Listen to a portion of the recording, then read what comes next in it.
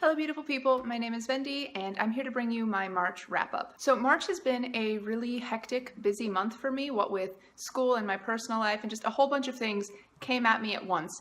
And yet, I still somehow managed to read a total of 13 books this month.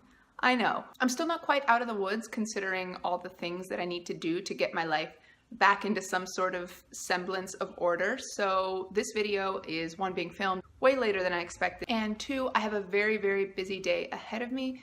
So I'm gonna do this a little differently than I normally do. If you stuck with my channel for a while now, then you know that I get a little verbose and rambly when I'm talking about books, and it's because they are my great passion in life. But I simply do not have the time to go into as much detail about these books as I would like to normally. The books that I think are really stellar, I'm gonna give their own reviews, and you'll get to hear my in-depth thoughts about them later. But for the purposes of this wrap-up, I'm going to borrow an idea that I saw from my friend Lou over at the channel Books Are a Way of Life. She did a book haul where she timed herself and gave herself, I think, 45 seconds to talk about each book on her list. And while I'm not going to use my phone to time myself because I film using my phone, I am going to keep an eye on the clock that's running, and I'm not going to talk for longer than 30 seconds about each of the books that I mention. And hopefully that'll, one, free up some time for me, and two, keep this video a little shorter because I've noticed that my videos tend to get really long these days and I kind of want to cut down on that. So we've got a lot of books to get to, and I think that it's best if we just get started. Book number one that I read in March was The Mists of Avalon by Marion Zimmer Bradley. I did a little rant review about it. You know my thoughts. If you're interested, please go check that out. Next, I read Golden Son and Morning Star, books 2 and 3 of the Red Rising trilogy. I'm not going to tell you what happens in these two books because spoilers, but book 1 follows Darrow, who is a Red in a world where people are stratified by class and color, and Reds are essentially slaves. And he dresses up as a Gold, masquerades, and tries to start a political revolution. And it's great. My favorite of the trilogy is Golden Son, which is the second, and I think that you should all read these books. I gave Golden Son 5 out of 5 stars, and I gave Morning Star a 4.5 out of 5 stars. In between those two books, I read Romeo and Juliet by William Shakespeare. You all know what it is, so I'm not going to talk about it for too long. I gave it a 3.5 out of 5 stars because it's not as good as I remember it being in my previous reads. And directly after Morning Star, I read A Midsummer Night's Dream by William Shakespeare. It is one of my favorite Shakespeare plays. It involves fairies and trickery and a lot of romance, and it's cute. I gave A Midsummer Night's Dream 4 stars out of 5. After that, I picked up Uprooted by Naomi Novik. Uprooted is an adult fantasy novel following Agnieszka, who is a girl from a village that lives by this haunted wood.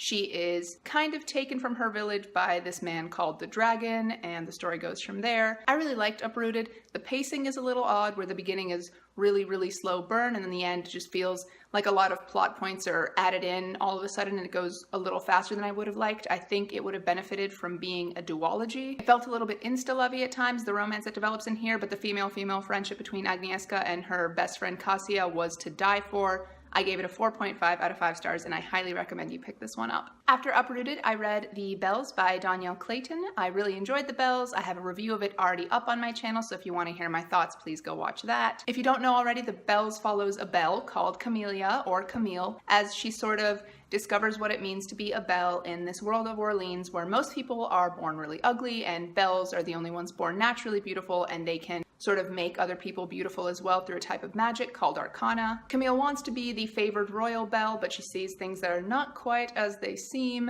and shenanigans happen, and I really recommend you pick this one up as well. I gave it a 3.7 out of 5 stars. I explained why in my full review, which I recommend you go check out. And then it was back at it again with Shakespeare. I read King John by William Shakespeare. It's one of his histories. King John was a little weird because I don't know what it was about King John. I didn't like it as much. I gave it a 2.5 out of 5 stars, so it was like a right down the middle play for me. I think what was missing for me was characterization. Usually in Shakespeare's plays, and in all plays, the characters are the thing that makes it, but in King John, people felt a little flat, and I didn't understand certain motivations. It felt very much like there was no cohesive plot tying things together. It felt more like a chronicle of events than a play.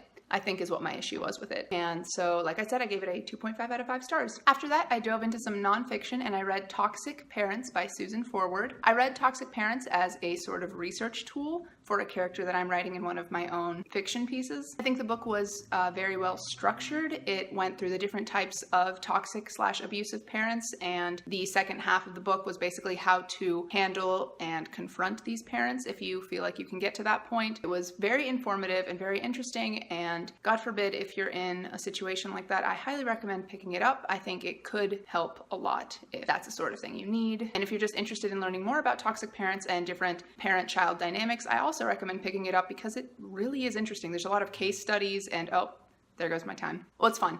Definitely pick up Toxic Parents. I didn't rate it out of 5 stars because I feel like my usual criteria for rating books really don't work for nonfiction. So I guess we'll do the Netflix thing where it's thumbs up or thumbs down. I give it a thumbs up. After that, I threw it back to an old childhood favorite and I read The Ring of Solomon by Jonathan Stroud. I say an old childhood favorite because The Ring of Solomon is a sort of spin-off novel that is a companion piece to the Bartimaeus trilogy by Jonathan Stroud. The Bartimaeus trilogy follows a demon named Bartimaeus. He's a djinn specifically, which is sort of the third tier of power. So he's like a mid-level demon power-wise, and demons are controlled by their names by magicians in our human world. And they can just do a whole bunch of magical stuff, and it's really cool. But Bartimaeus is really sarcastic, which I guess happens if you live for millennia. And in addition to being like a really fun children's story, it handles a lot of really mature issues, I think, such as what it means to be human and the nature of slavery and what it means to be loyal and who you should be loyal to. It never gets bogged down and it stays entertaining and fast-paced the whole way through. If you're into children's literature, I really recommend the Bartimaeus trilogy, and I definitely think The Ring of Solomon is a good addition to that series. I gave it a full 5 out of 5 stars because I just really love kid lit. I want to read more of it because it always fills me with such joy. At this point, I'm just hoping that doesn't fall over on me because it's really heavy. After The Ring of Solomon, I read what I think will definitely be on my best books of 2018 list, and it is Children of Blood and Bone by Tomi Adeyemi. I was lucky enough to get it signed by her. I'm not going to tell you anything about Children of Blood and Bone because, one, if you're on BookTube, you already, you know. And 2, I'm going to do a full review on it that's coming up sometime mid-April because I really love this book. Actually, I'm going to give you a little bit of a synopsis. Children of Blood and Bone is a West African-inspired high fantasy novel that's sort of like Avatar: The Last Airbender meets Black Panther. And if that's not enough for you to pick it up and enjoy it, it's going to be a movie soon. So if you're a movie kind of person, maybe that'll convince you. It's phenomenal, it's diverse, it's just so good. I promise I'll be a little bit more coherent in my full review, but not by much. Oh, and it goes without saying, but I gave it a 5 out of 5 stars. It's just a phenomenal read. Following Children of Blood and Bone, I wanted to pick up some contemporary just to pick it down a notch, get some fluffy nonsense going because this was pretty sci-fi fantasy heavy, and I picked up The Nanny Diaries by Emma McLaughlin and Nicola Kraus. It follows a nanny who is called Nanny throughout the story, and she becomes nanny to a boy called Grayer, who is the child of a couple from Park Avenue in New York, and they're super rich. The Nanny Diaries was a super quick, super fun read. It felt like Nanny was talking directly to me as a reader and telling me all of the shenanigans that she sort of got up to during her job and how crazy her employers were and how much she cared about Grayer, the kid that she's taking care of. That said, she was a pretty static character for the most part, and I don't really think that anyone experienced any sort of change throughout this novel, and there wasn't really a cohesive plot. I ended up giving it a 2.75 out of 5 stars. And the last book I read that I had assumed was gonna carry over into next month, so April, was The Winner's Curse by Marie Rutkowski. So long story, very, very short. The Winner's Curse follows Kestrel, the daughter of a Valorian general who's living in a colonized region that the Valorian army has taken over called Haran. The Harani are now pretty much an entire slave class. Basically what happens is Kestrel befriends a Harani and things happen. I'm going to be doing a full trilogy review because I really, really enjoyed the series so far. It's a lot of slow burn stuff, and Kestrel's a strong female character without subscribing to traditionally masculine roles. She's a lot of fun to read. She's got a really good head on her shoulders. I really enjoyed The Winter's Curse. I gave it a 4.25 out of 5 stars, which is 0.25 more than I gave it when I first read it in January. And there you have it, folks. This is my March wrap-up. It's, goodness, if I stood up next to it, I think it'd be taller than I am. Thank you so much for watching this video. If you liked it, give me a big old thumbs up. And if you like me, maybe consider subscribing. All right, guys, that's it from me. Thank you so much for watching, and I'll see you next time. Goodbye.